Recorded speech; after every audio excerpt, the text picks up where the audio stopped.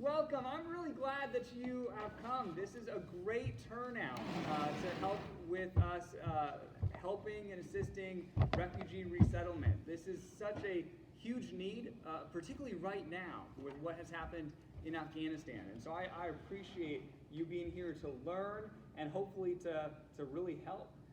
So we have Jamie here from Catholic Charities. She is the trainer who's going to train us tonight, which is just wonderful. So she's got a presentation for us. She's driven up from Charlotte to be here, so let's welcome Jamie.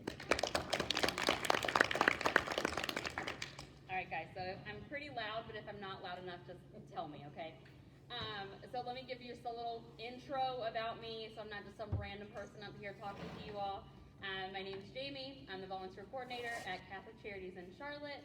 I have worked at Catholic Charities in Charlotte since February of 2019. Before I was volunteer coordinator, I worked in the employment office in the refugee department for Catholic Charities. So I worked directly with refugees that were coming in to find them employment to make sure that they were getting on their feet and creating a sustainable lifestyle. So you will hear me a lot of the time during this presentation talk about sustainability. That is what we ultimately focus on for the families that are resettled through our agency, so I will talk a lot about that. So I was telling David, I have a presentation, but I don't love to use them. I feel like when I use presentations, people are just like, okay, let me take the information in, and I can't talk. That's absolutely not what we're doing here. I want this to be like a total dialogue. If you have questions, if you don't understand what I'm saying, please raise your hand, interrupt me 1,000,000 times if you have to, just to make sure that you're really understanding what this is.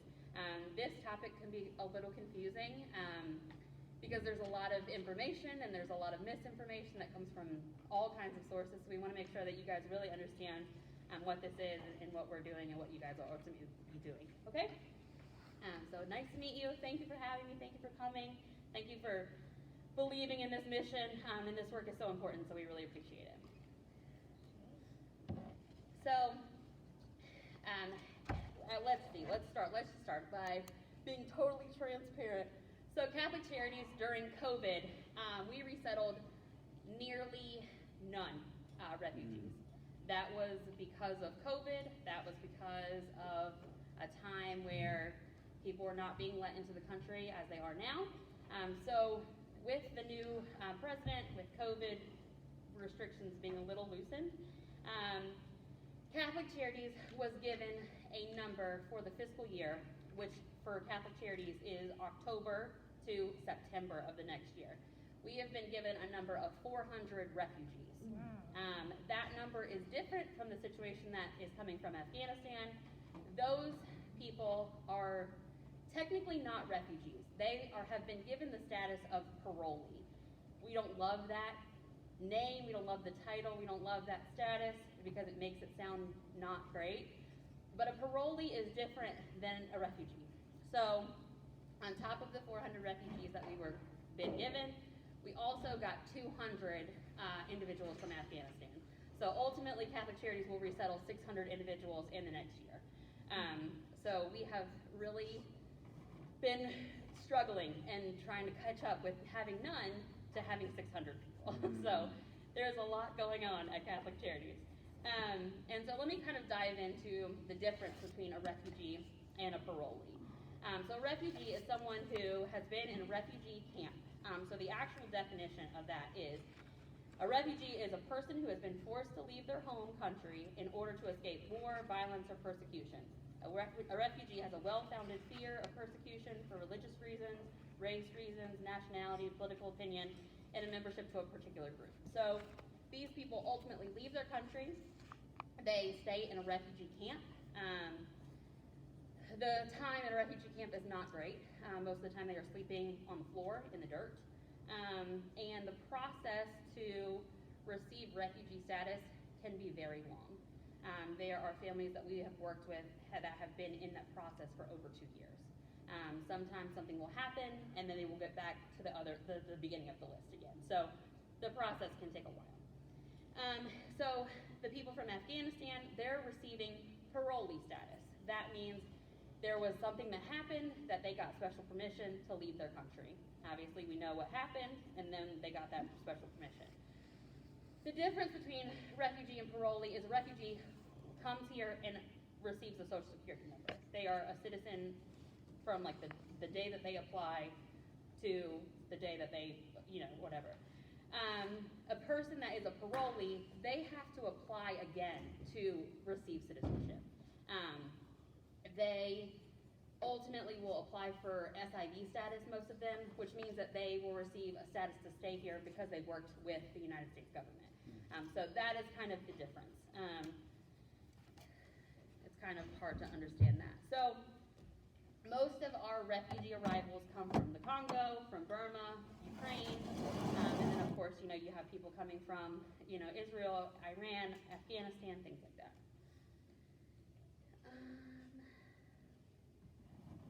So when people go to another country to seek refuge, they have a couple options. They can either stay there until they feel like it's safe again, and then they can return to their country.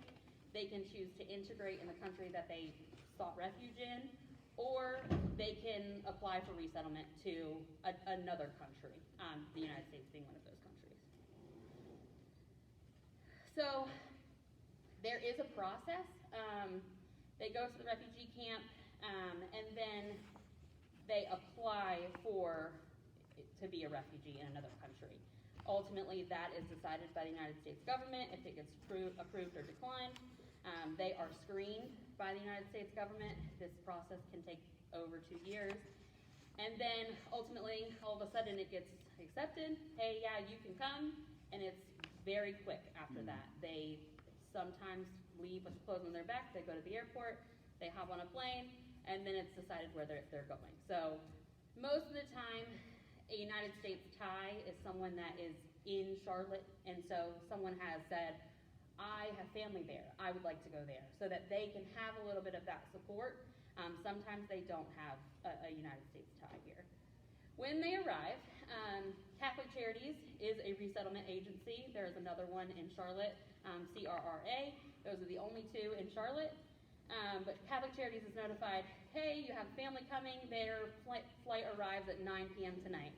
I hope that you're at the gate.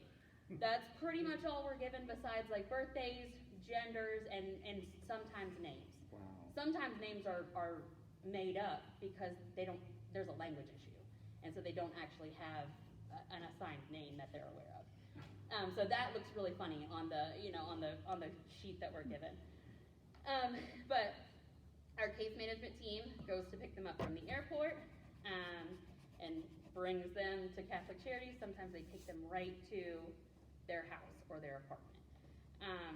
And before COVID, before this mass amount of people that were coming, we had apartments set up. I'd have volunteers. I'd go to the apartment. We'd make sure that we provide beds, couches, food, laundry soap, shower essentials, things like that. Everything that they really need is provided by Catholic Charities initially. So when they step off the plane, there is a 90-day period that Catholic Charities and every resettlement agency has to make sure every essential item, like getting a Social Security card, taking them to DHHS, getting them immunizations, taking them for physicals, main things that they're doing is happening in 90 days. The goal of the United States government is that after 90 days, these families no longer need case management, and they are sustainable, and they can live life by themselves. That is, to me, unrealistic, right? Like if I feel like even if I moved to a different state, I think it would take me longer than 90 days to really adjust, for my kids to adjust, for my husband to adjust. I think it would, as a family, take me longer than 90 days. So these people are coming from a totally different country. They're not necessarily speaking the language. They don't have a job, and they're expected to be sustainable after 90 days. So that is why you all are very, very important. We identified the need for mentors a long time ago to really help in the long term, because after 90 days, our case management program essentially has to step back. There have been cases where case management has continued to help occasionally, but really the United States government is like, hey, sorry, we're not sending you any more money to help these families. And so that can be kind of hard. We do have programs at Catholic Charities to supplement that transition. We have an employment team, which I was a part of. That is where an employment specialist works with that family to say, what kind of job did you have before you came here? Do you have any education? What job would you like to do? What would you like to spend your time doing? Is your wife wanting to work, or is your husband wanting to work? How are we going to do this? How are we going to make it so that you can pay your bills? And so we are allowed to work with people for up to 5 years after they come here. So that kind of helps with that long-term sustainability piece. We also have a youth program at Catholic Charities. This program really helps children adapt to their new surroundings. This is also a program that can happen until 5 years after they're resettled. So the youth program helps with school enrollments, making sure that the teachers and the parents and our staff is all on the same page and they're succeeding in school. We provide Esl training for volunteers, and volunteers help kids do Esl tutoring. They do regular tutoring. And they also have like just fun things that they do, like go on field trips and kind of show them around Charlotte and help them to make friends in their new environment. After 5 years, when our supplemental services would end, refugees are allowed to apply for normal citizenship. So they would go through that process just like everyone else that was trying to get that.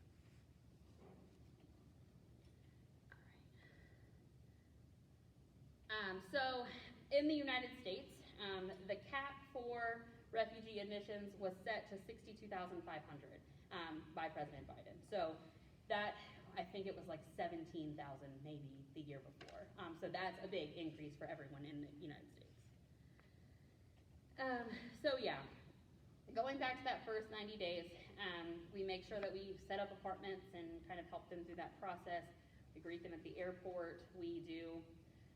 Case management is required to do a 24-hour home visit. So that means after the first 24 hours in their home, case management comes back in to make sure that they're settling okay.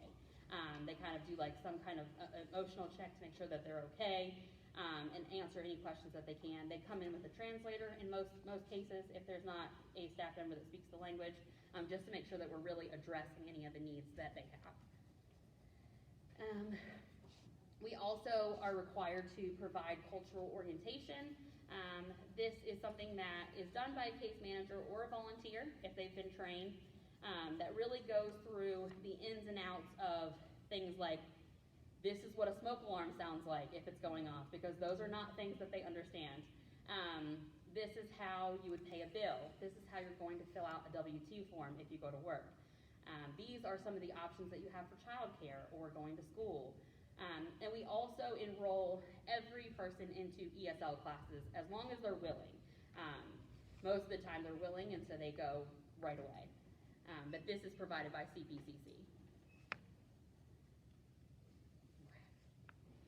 So in terms of financial support that refugees are given, the United States provides each refugee with $1,025 upon arrival, and they receive money to go on a plane. All of this money must be paid back to the United States government. So that pretty much starts coming out of their money within the first year of them working and being resettled here. So obviously you can see that that is not a lot of money that they are provided with the cost of living. So it's really important for case managers to help them with resources like getting Medicaid, getting food stamps, which they qualify for, and then also for the employment team to look for jobs that they would be able to sustain themselves. After that 90 days, especially when I was in the position, before myself and another one of my coworkers were in the office, they were looking at jobs that were like $11, and we're thinking, with the cost of living these days, it's not going to happen. So we pushed companies hard to say, we need at least this amount of money, or they're not going to be able to make it, because sometimes the wife wanted to stay home with the kids, or because childcare was so expensive. So it's kind of helping them figure out what that looks like. Is there a particular industry that a lot of refugees end up working in, or is it all across the board? So it's really all across the board. I will say people from Afghanistan have a lot of educational experience. A lot of them have gone to school to do like HVAC or some kind of engineering or something like that. So with them coming in now, they're like, I would just like to go back to HVAC. That would be easy, and that's fine. And so we're able to get them pretty good paying jobs doing HVAC, and they've got experience. So even if they have to be like a apprentice, usually they're only an apprentice for like a month, and then they're moved into like a full actual position. So. Can I ask a question? Yeah. Earlier you said that in the next year there are 200 parolees and 400 refugees that you have been assigned. Yep. Those are individuals, not households. Those are correct? individuals. Yep. Yeah. So what we're seeing a lot of like families of 5 coming from Afghanistan. We are also having a lot of pregnant women that have come from Afghanistan, and so we're kind of like navigating what that looks like.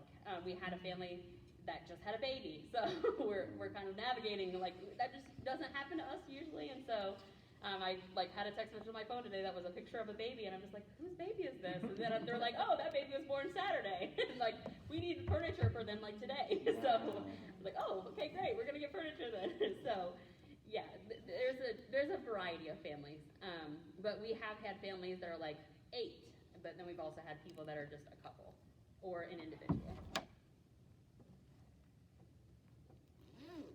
So we do try to also collaborate with other organizations that are in the area, like Project 658. They help with clothing.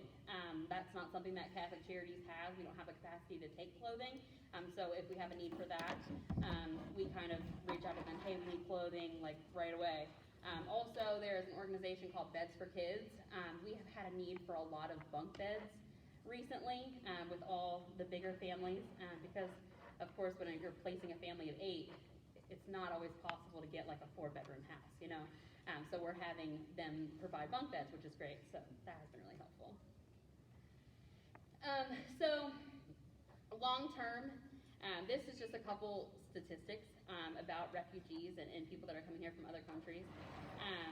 On average, refugees who arrive before they're 14 years old, they graduate and attend college at the same rate as a United States born student. And about 90% of student arrivals eventually graduate high school or get their GED. Refugees are eligible to apply for citizenship after 5 years in the United States, and most do. The rate of entrepreneurship among refugees and immigrants is equal to or higher than the general population. Refugees who have been in the United States for 10 years buy houses at the same rate as United States counterparts.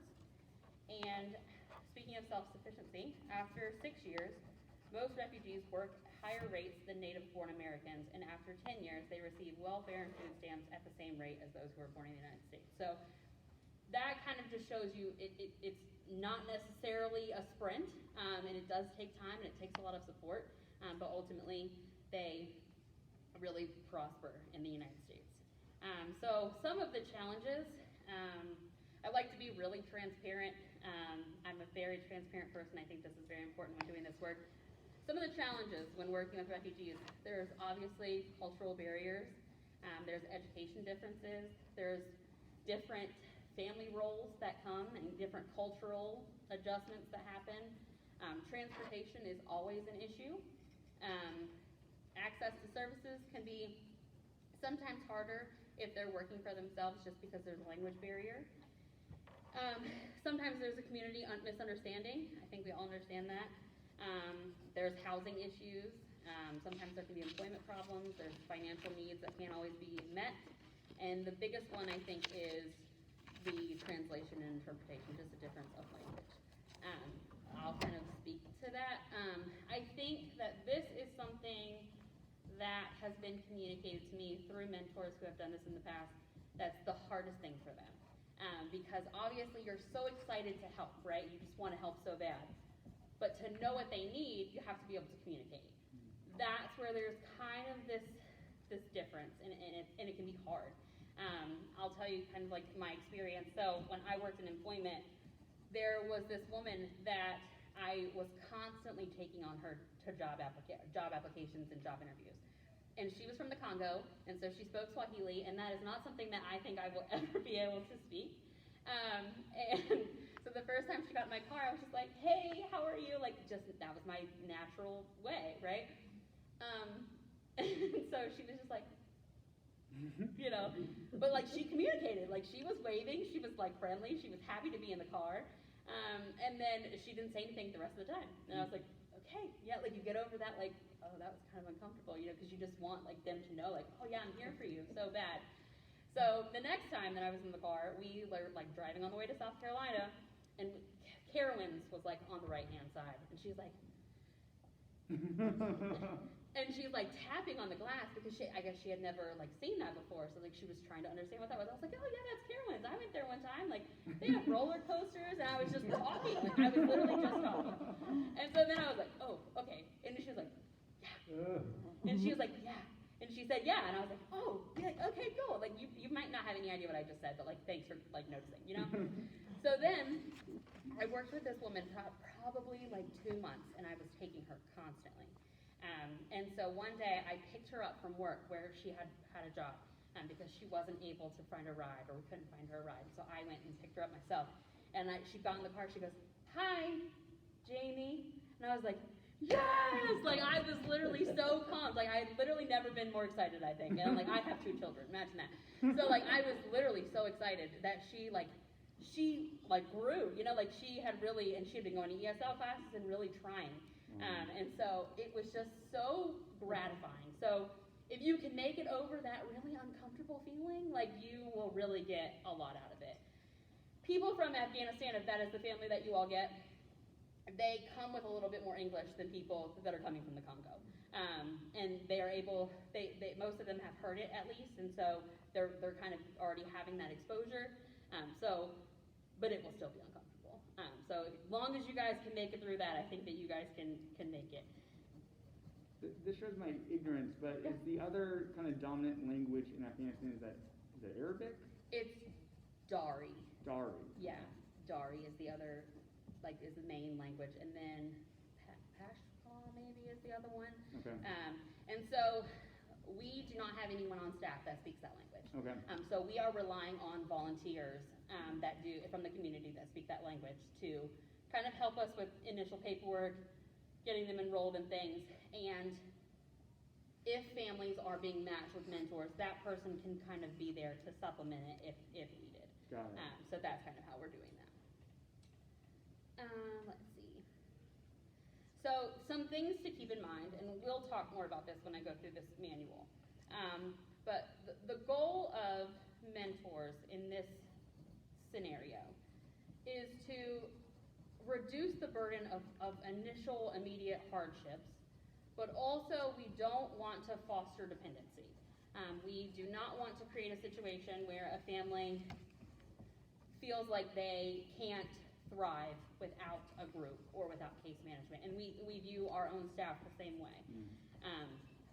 And so that's something really to keep in mind. The goal of the United States government is for these families to be sustainable and self-reliant, and that is ultimately what Catholic Charities wants as well. Let's see. So the main goal of the mentorship program is to ensure that families achieve a level of self-sufficiency that will allow them to be fully independent as they become permanent citizens and American residents.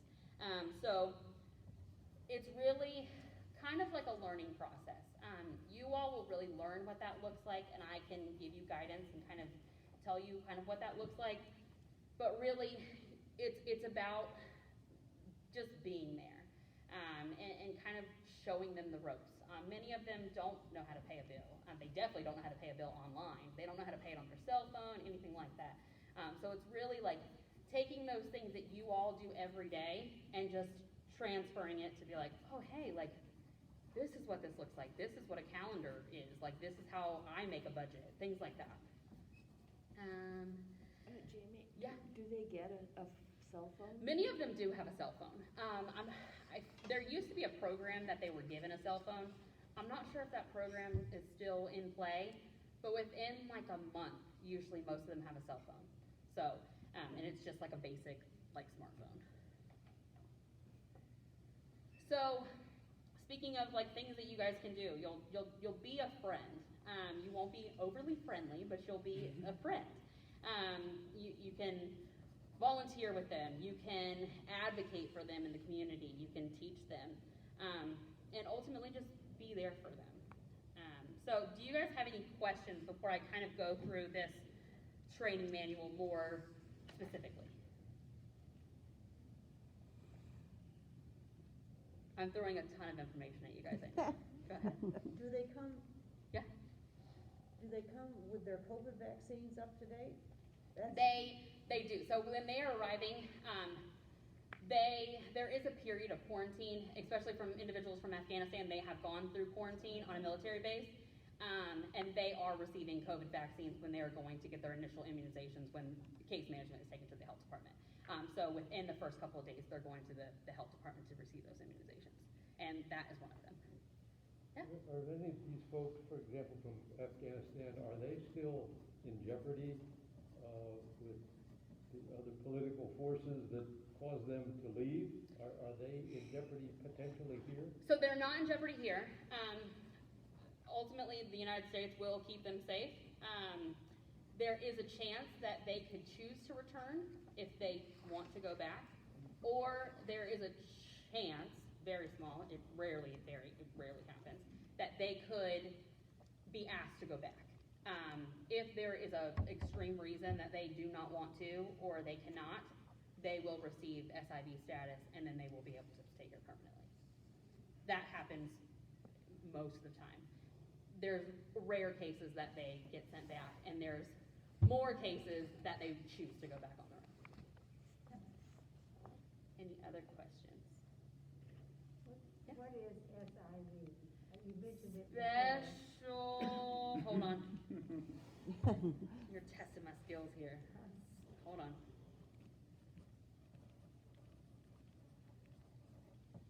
I'm trying to figure out what it stands for.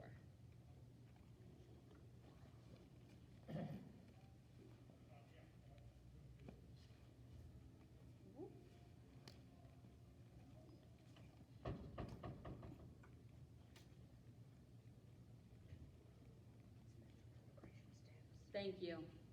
Special immigration status, that's what it is. And so that just means that they have worked with the United States government to receive that special thing. It takes longer, and they have to go through a special process to apply for it. Yeah. Going backwards a little bit. Yeah. So if something happens and you need to flee your country and you end up at a refugee camp, who runs the refugee camp? Is it an organization? Yes. So there is a branch of the United States government that kind of oversees some of the people in there. Okay. Most of the time, I think they're run by the actual country that they're in, though. Okay. Which is sometimes why they're sleeping on dirt floors. Yeah. So like the lady from the Congo that I was talking about, she was in South Africa for a period of time. Okay. And her son was resettled here in Charlotte, but her refugee status was not accepted for Charlotte. She got transferred, she got put in Connecticut. So when she was there, she went through the 90 days with them because that's what is asked of them. And then after 90 days, her son said, come to Charlotte. And so ultimately, that's where we kind of picked up that situation. Yeah. Yeah. Any other questions? All right, guys, so I'm going to kind of just delve into this more. I'm going to be kind of going in order, but I also want to just make sure I hit the parts that are the most important. So we have multiple different mentorship programs. You guys will be mentoring a family, but we also have, high school mentorship. We have college prep mentorship, and we all the programs really follow the same guidance. So the first couple pages kind of tells you about the services that we have that our case management is responsible for. So it's a very specific list. It's going to the health department, it's enrolling in school, it's going to DSS, taking them for their Social Security cards, things like that. And so the expectation for you all is not that you are doing these very mandatory important things. Case management will be doing that, at least for 90 days. They might ask for a little bit of support, but it rarely happens that they ask for support. They're asking for support more for things that you guys are able to do, like take them to the bank or show them where the grocery store is, things like that. So a little bit about the onboarding process. You all will need to go through an onboarding process at Catholic Charities. We now have your names, your email address, so I will be reaching out to you. We will need you all to make a profile for Catholic Charities. It's an application, but it's really just a profile. Kind of tells me about you, things like that. I will use this system to track your volunteer hours. I will speak a little bit more about that later because it gets a little complicated when you guys are mentors. But to be a mentor, you all will need to receive a background check. Everybody that is over 18 that works with this family. That's just for the safety of the family, and we require every volunteer at Catholic Charities to do that. We also will require you guys to take an online safe environment course, just to kind of say what the expectation is about the volunteers that work with our agency. This is required through the entire diocese, so this is less of a Catholic Charities requirement, but a diocese requirement. So I will work with you all to complete that starting tomorrow. So you guys will receive that. The faster that you guys do the process and kind of get onboarded, the faster that I can throw you guys a family. So that will be really awesome. Regarding confidentiality, this is something that is very important to our agency and for the privacy of the family. We ask that you guys keep really personal information regarding this family within y'all's group. It's totally fine for you all to communicate amongst each other so that you guys are making sure that you're on the same page and everyone knows what's going on with the family. But we ask you not to go to the media about this family until you guys would speak to Catholic Charities staff about kind of how to handle that. We are okay with you all saying things in your church about this is what we're doing, this is what's going on. We just ask to kind of have a little information about what's being said before it's shared, just so we make sure that everyone's on the same page. Let's see. So, mentoring is super important, and some of the things that you guys you all probably do this anyway, but to make sure you smile and you show eye contact with the families, you show interest in their language, you believe that communication can occur even though at first it might be really difficult, have an attitude of helpfulness and provide positive reinforcement. Maybe speak more slowly than usual. This is something I'm horrible at because I talk super fast. So keeping that in the back of your brain. And speak simply, using words that would be easy to get and that they would hear constantly in communication. And then also, provide examples of show and tell, like me talking to this woman, that's a roller coaster, that's awesome. Some of that, it seems so, simple, but it makes a big impact. So I had a volunteer actually put together a list for me of things that are suggested activities that a mentor group would do with a family. So some of the things that she came up with and that she's done personally is riding public transportation together. This is something that I did with a family or a woman when I was helping her with the job. And I lived in Costa Rica for a year and I rode public transportation every day. But riding the bus in Charlotte was a totally different thing that I had never, ever thought that I would do or bargain for. It took me hours on the bus. So, it was really humbling. Every time now I get in the car, I'm yeah, I'm going to be in the car for 30 minutes. Okay, cool. I don't have to be on the bus for 3 hours. So, it was really humbling. You should do it. If you haven't done it, you should do it. Just say you did it. Some of the other things that she did: grocery shopping together, visiting a library and getting the family a library card, visiting local museums, eating lunch at the park, attending some kind of ball game or a free concert, cleaning together, helping them read and sort mail, serving as a liaison between parents and the school, taking the parents to their child's school for a visit, helping with homework, sharing crafts and hobbies, playing a simple game, completing a puzzle together, going to hike Crowder's Mountain, going to Lazy Five Ranch, going to visit Discovery Place. This is like it's $1 for any family that has a WIC or food stamps. It's $1 for admission fee, so that's something that they found out was super great. And then just sitting there and practicing English is something that a lot of people do. They just literally go, check in, visit, and that's a way for them to kind of practice their English skills.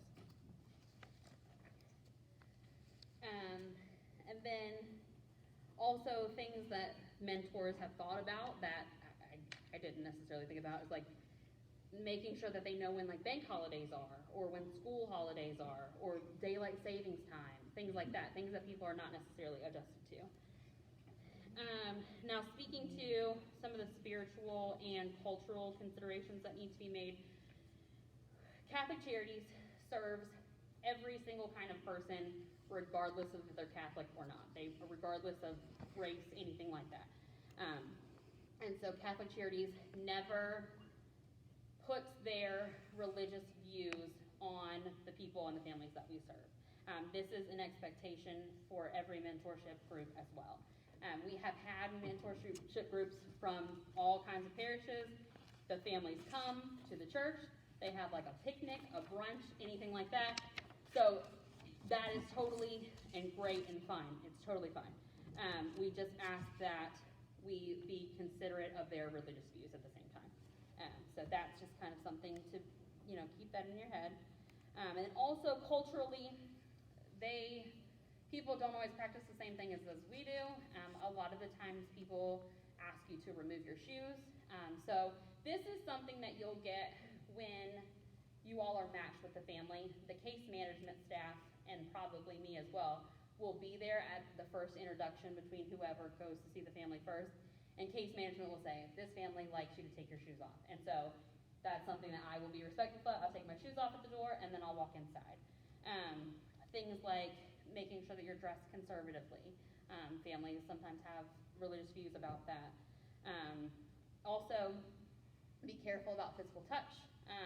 That can be something that can be off limits at first, like even just like a handshake or like, this, and for sure a hug. Just kind of like see how that relationship, develops over time. But first, right out of the gate, like, hey, how are you doing? Like, I'm so excited to meet you. Like, that is something that usually we don't like to have happen. But case managers will kind of give you the lowdown. Like, this is kind of what their cultural, things are, and you'll kind of adjust and get to know the family. Let's see. Mentors should be committed to developing relationships and supportive friendships with service participants, but we really do encourage self-sufficiency and independence. As much as you all will want to give and give and give, we ask that you just take that into consideration when you're giving. I have a lot of volunteers who constantly want to provide toys for kids or something like this. We want to just make sure that we are fostering a relationship with these families that is productive in the long term, rather than just providing them things right away. Things like school supplies, that's really helpful. I have a lot of mentor groups who, at school time, they'll take the kids shopping, they'll fill a backpack, get everything that they need, and then they're ready for school. So that type of giving is completely acceptable. We just want to make sure, like at Christmas time, we're not providing them with iPads and, Guitar Hero and like Wii's and things like that. So we just want to create this relationship where it's a partnership rather than just a giving situation. Let's see. So for you all in your mentorship group, the hope is that, I don't know how you feel about this, but there will be a leader. The leader will be someone that will directly communicate with me or with the case management staff. each family is assigned a case manager, and so that person will probably be your primary contact regarding the family. But also, I will be available at all times in case there was something that arises with the family and that you would need a Catholic Charities staff member. As volunteers, you all will report to me and also have communication with the case manager as well. So whoever is the group leader will be given like my email and my cell phone number in case something were to occur.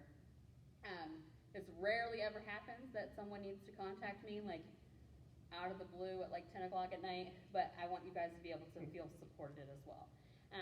You all will also kind of communicate what you've been up to with the family on, some groups do it like a weekly basis, some do bi-weekly, some just do it a month. So the good thing about you all being as large of a group as you are is you guys can really split responsibilities.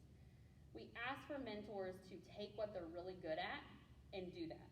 So if you are really great at tutoring children, maybe that's what you do. If you're interested in board games, maybe you go over and play a board game. If you want to help them with grocery shopping, maybe that's what you do. So you kind of just go off of what you like to do and incorporate that into your mentor group.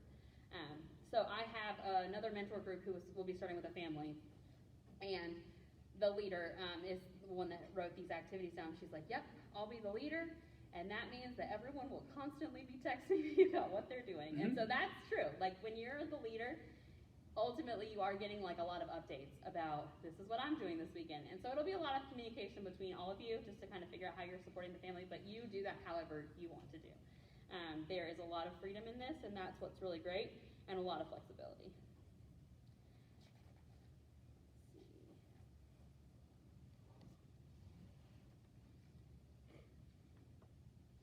So also, speaking about the things that we kind of don't want to happen as an organization in regards to mentoring a family, we would prefer you all not to accept gifts from the family. Sometimes this can be a cultural thing. If a family knows that people are coming to their home, they feel obligated to cook. And this can be a little tricky. So when I've worked with a family who made me tea and like cookies and food every time that I visited, eventually I had to just say, please stop. Like I'm hungry, or I'm not hungry. I would make up some excuse because it was cultural and she wanted to feed me when I came. But also, I don't want to be using her resources. So if she has $50 of food stamps left for the week and she's going to buy me tea and cookies, I don't want her resources to be spent on me. So just kind of keep that in your brains, but also like know that can be really tricky. And if there's a situation where you all are like, oh, they're going all out, they're trying to give us gifts, just communicate with us so we can kind of figure out how we'll navigate that situation together. We ask that you don't post pictures or identifying information about any of the refugee families online or on social media. We want to make sure that those kind of things are, private. But if you want to make a special post, like at church or like in a bulletin or something like that, just let us know and we'll figure out how we can kind of go about this. Again, we don't want to bring up religion or invite participants to religious services just because we want to be culturally and spiritually considerate.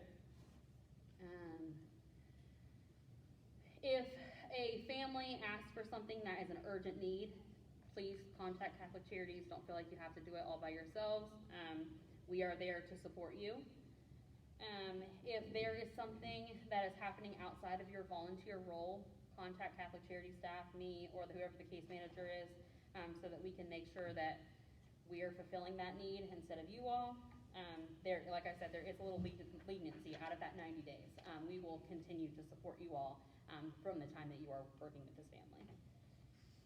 If something is happening that is dangerous to participants and families, or if someone is being harmed, it's important to contact us right away so that we can handle it. Our staff is trained to respond to those things, so we want to make sure that we are informed so that we can kind of handle the situation for you all. And if you suspect that any domestic violence is occurring in the house, we want to make sure that Catholic Charities staff is notified right away as well. These things do not happen frequently, but of course I have to tell you because it's important. There is a part in this in this pamphlet about using Google Voice to communicate with participants. That is what we are trying to move to.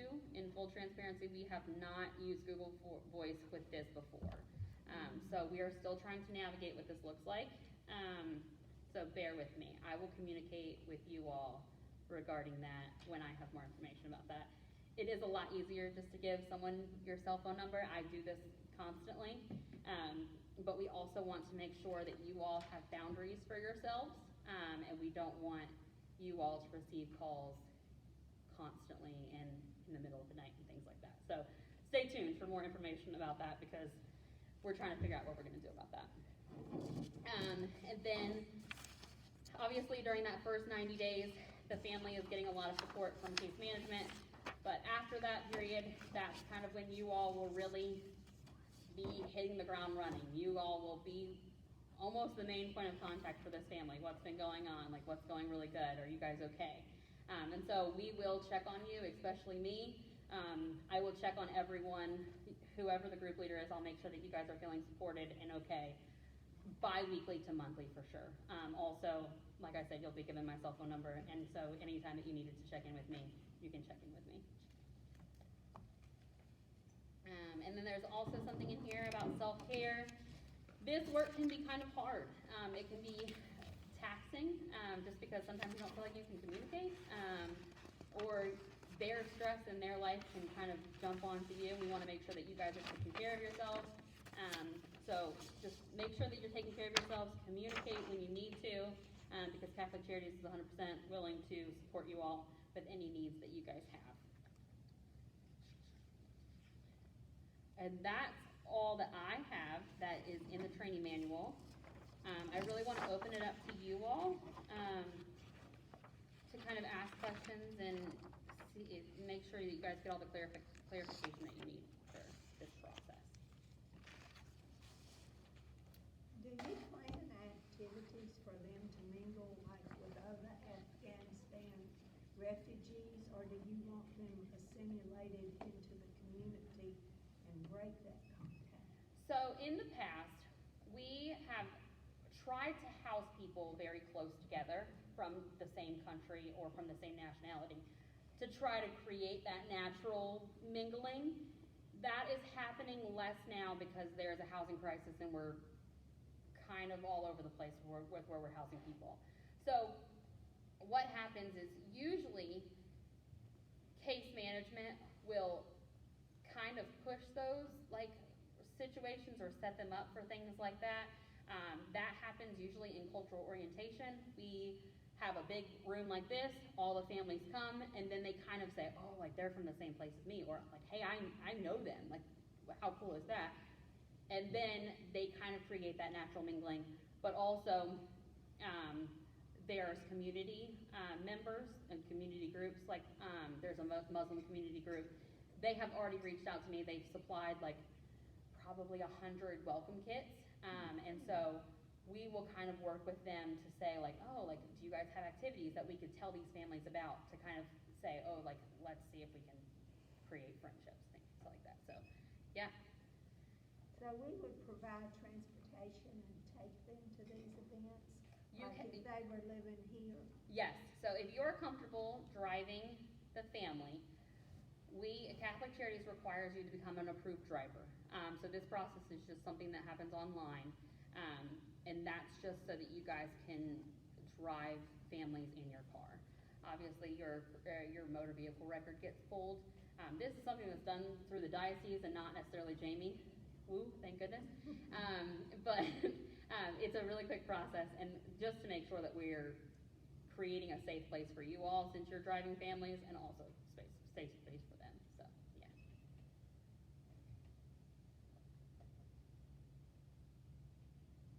The remoteness of our location versus Mecklenburg County. Yes.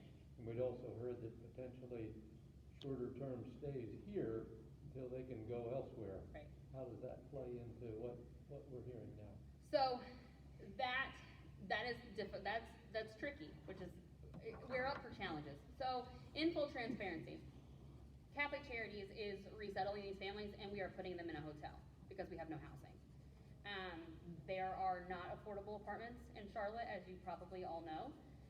And so families are staying there for usually a week until we are being given housing. So at that point, that becomes a little rough because we've developed relationships in the community of Charlotte with DHHS and with other offices there. And so with you guys kind of being out here, it's just that we will need to, as an agency, expand. We will need to expand our resources into this county. We've also thought about doing the same thing in Cabarrus County and in Gaston County, because those are where housing is more affordable. So although this will be different for us for sure, we have already started those conversations about forming relationships in these counties, because long term that might be the only option that we have. So case managers will be going back and forth this distance, and that is totally fine, as well as you guys supporting them in whatever way you feel comfortable with. If that's taking them to Charlotte to hang out with, a different family or whatever. You guys are really able to provide the services at your own comfort level, and what you guys are willing to do. So case management will kind of be navigating this area, as well as I will be navigating this area, to come up with activities out here. And so that's kind of just as an agency where we're looking towards. I live in Concord, and so I've been given the task of finding housing in Concord, as well as community, resources in Concord. And so that's something that we've navigated before, but we're navigating it, so we're on the same page for sure. Have you ever heard, I'm just wondering if it's one family here that we're working with, isn't this kind of an overwhelming number of faces? So there is a lot of people, and so usually a group of this size, I would split them up, and I would say, I'm going to give you 2 families, and half of you are going to work with this family, and half is going to work with this family. But because you all will be working with a family that is living in this house, I want to create a space where you guys have access and are doing that in that house. So it could be that in the future, probably the near future, if we're housing families out here, I might come back to you all and say, are there some of you that are willing to form a small group to help this other family? So that could be something in the future, maybe that we do. Well, I guess there is a good chance that we have more affordable apartments, Right. even right here. Right. And so if there were multiple families in the area, Right. we could kind of help multiple families. Exactly. I just don't want you guys to have to go all the way to Charlotte to mentor families. That doesn't seem helpful for you all, and I want this to be the best experience. My job is the volunteer coordinator, so my focus is, yes, on the family, but also on you. I want you all to have a really good experience, so that's where my priority is. I just want to make this work for you all. So I think you mentioned that anyone who's present here this evening that has their name on the list has to go through the onboarding process, and we have to go through it before we even receive a family. Yes. So given that the number is a little bit larger, Yep. if anybody decides that this is just not something that they can take on, Yep. then we'll just communicate that to you. Absolutely, yeah. So If that anyone way we after can- this decides that this isn't for them or they can't make it work right now, then just communicate that with me. Or just when I send you this email that says, hey, go ahead and make this profile, just simply send an email back, hey, I don't know if this is going to work for me right now, maybe in the future, and I'll contact you. So no pressure at all. Just kind of let me know if you're still willing to go through the process. The process can be completed really very quickly because it's all online steps. So you guys can complete it on your own time and in your own way.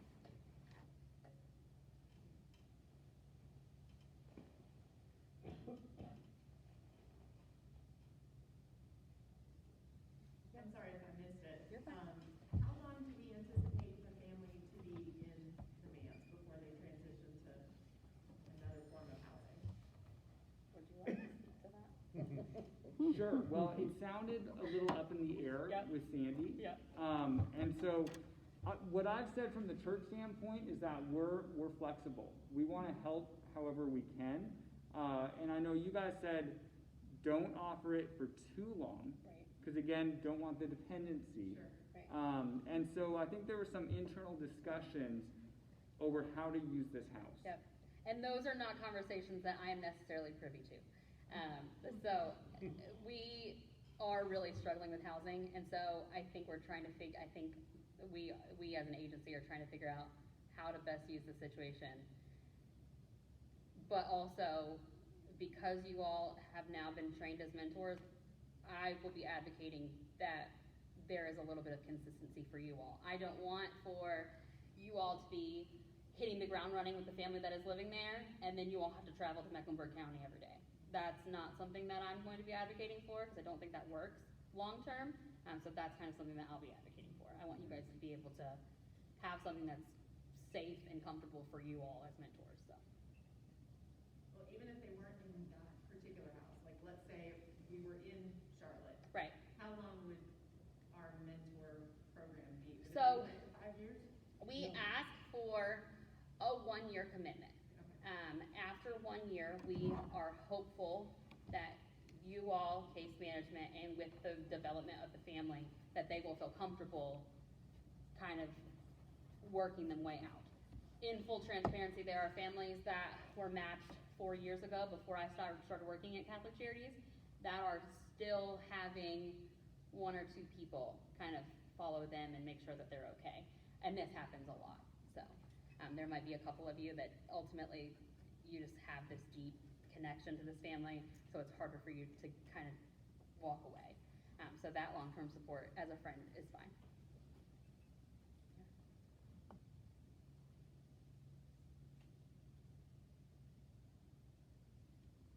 Jamie? Yeah. Just some practical issues. Is it the case manager that helps these families, like with food? Because I would assume that the food in Food Lion is not the kind of food they buy. Right. Things like that. Yeah, so that's a good point. Yes, so we as an agency provide them food initially, and for the first couple weeks. We try to be very culturally sensitive. A lot of families, we give them like a rice cooker, because this is something that they desperately need. But also we try to navigate them, and this is where mentors have really jumped in, trying to navigate them to culturally appropriate grocery stores. So a couple of grocery stores in Charlotte are like for like Afghan families, like they have the kind of food that they eat. And so case management has said like, hey guys, like telling the mentor group, hey guys, there's like this grocery store, are you okay taking them there? And then of course they kind of navigate that situation and what that looks like. I don't know if there is something that exists like that here, but I am willing to Google it, you know? I can Google anything. Oh, yeah. It's just down the road there. I'm like, and like I said, I live in Concord, and so like we don't necessarily have those kind of things either, so I'm like, okay, you know, it's like, it's a cultural learning, right? So it could be that, you know, we see what that looks like for you all. Like I said, this is a new territory for me included, so we're gonna learn this together for sure. So Let me stay with you for practicality. yeah, you're good. Go ahead. Is it likely that these families know the use of a microwave and a self-cleaning oven and a stove and No. No? No. Okay. This is something that usually has to be taught. Okay. Yeah. Microwaves are easier. Yeah. Things like stoves, not as easy. I went into a family's house and I was like, what is that burning? Like something is like legit on fire. And like the kid, he was like, what's that? And like he had spoken like a little bit of English. I'm like, oh my goodness, like the stove is on. And God knows how long it had been on. But that's kind of where that cultural orientation is very important. Also that 24-hour home visit is very important, because case managers do show them like, this is how this works. This is how you're supposed to use that. But again, it's that repeating to make sure that they are really understanding the concept of what that is. So, yeah. It's basic everyday things that you're like, oh, like I wouldn't have thought twice about that, you know, but like you kind of gotta take yourself back and be like, oh, yeah. Like the smoke alarm is like, I went into a house and the smoke alarm was like beeping and I'm like, oh man, what is that sound? And then I'm like, oh, that's the smoke alarm. Like, so I'm thinking, how long was that going off before I came in here to see that like the smoke alarm was going, you know, like the battery was beeping. So it's just those things. And that's why you all are very helpful, because when staff can't be there, because we're stretched very thin. We don't have a lot of staff at Catholic Charities. You guys are like extra supports for us. So you guys are extra eyes, extra ears. So.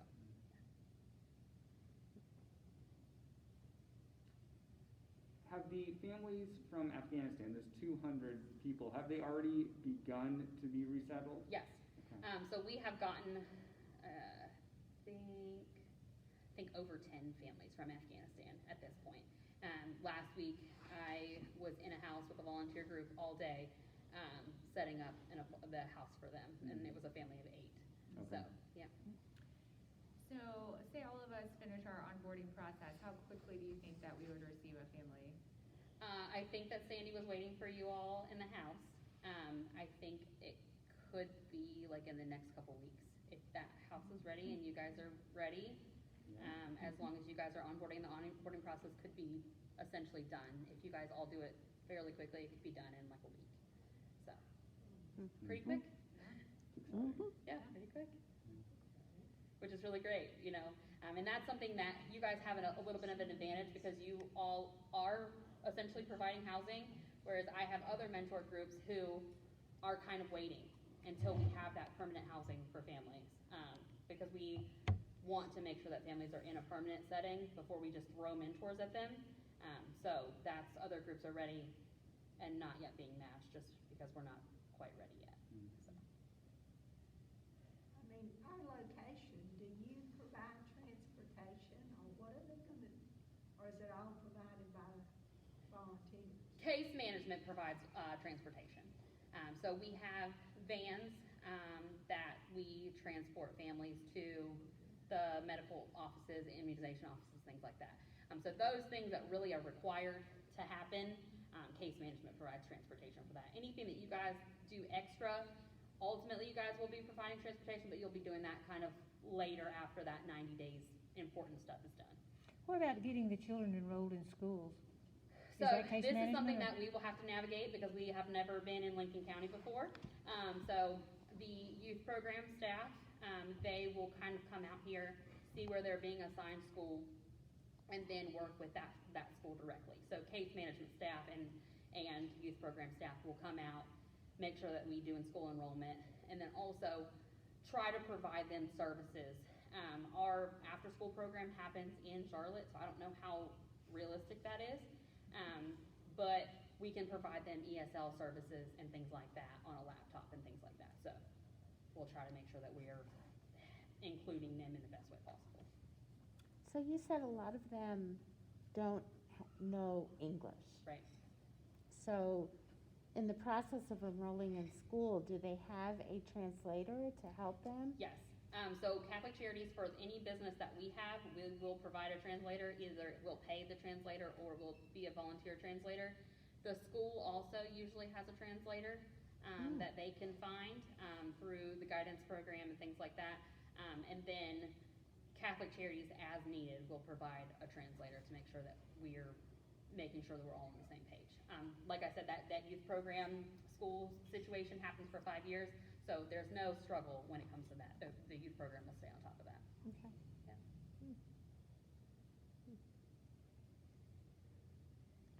So once we are assigned a family, if they move to a different location, different housing, we follow the family. Am I understanding that correctly? Yes, typically that's what would happen.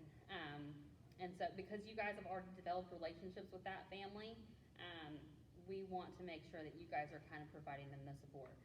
And that's where it comes a little dicey, like, are we gonna move them to Charlotte? Because like, I don't want that to happen. Like, so that's kind of an internal situation that we're gonna have to figure out. But since we're expanding to other counties, I think that we will start looking at housing out here as opposed to just in Charlotte. Is there a way to identify through the county if there are any Afghanistan families within Lincoln County? I don't know that. That's a really good question, actually. I'm not totally sure. Because I have been able to we were- identify some Afghanistan Yeah, speaking people, Right. but not Afghanistan people Right. in the county. that's a good question. I'm actually not sure of that. That's something that we can look into.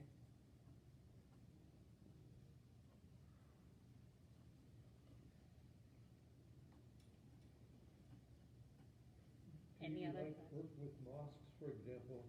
I would assume that not all, but the largest percentage are probably going to be Muslim. Right. So you have connections for speaking. So that's one of your resources, I would Right, yeah, so, We have somebody. well, yeah, so we have translators who navigate the community probably better than we do. And so those are questions that we'll be asking them and that I will be asking them, to kind of see what this looks like outside of Charlotte limits. Like I said, the community, the Muslim Community Center in Charlotte, like, came and they were meeting with me and provided donations, but I wasn't necessarily thinking like, oh, like, do you guys have connections out here? And I'm sure that they do. So the hope is that we will be able to navigate what this looks like in other counties.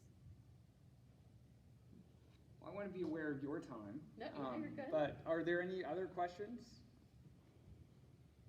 Well, can we thank Jamie? This is wonderful. Yeah, thank This you. is exciting. It's going to stretch us. It's going to be an adventure, but it's going to be a big help to whatever family ends up here. For So sure. I appreciate the partnership and what you're doing through Catholic Charities. Yeah. That's just wonderful. I appreciate you guys coming and listening. You guys will make it can be a little stressful, but you will make a huge impact. I should have brought a volunteer, because when she talks about it, like, she almost cries, because she's been doing this for like 5 years, and she's like, this is the best thing I've ever done, you know, like, it's not constant time, but it's like, it makes a difference. So I appreciate you guys being here and listening to me ramble and asking questions, so I do appreciate it, and thank you. Is it okay if I close in prayer? Yeah. Let's pray together. God, we feel your movement in this, that there are people in need, people who've had to flee their country for one reason or another and are just looking for safety. And God, you can use church communities to surround them in their time of need, to be hopefully a sense of God's presence and love during that time. And so, God, thank you for the people who have come tonight to learn about this need and to think about ways that we can tangibly assist and help. Thank you for resettlement agencies like Catholic Charities that are doing so much of the work to make all of this possible. And God, we know that you already know what family is going to come here, what their needs will be, and what that relationship will be like. So please prepare this church, prepare our hearts and our minds to do what is necessary to make that a smooth and helpful transition for that family. Amen.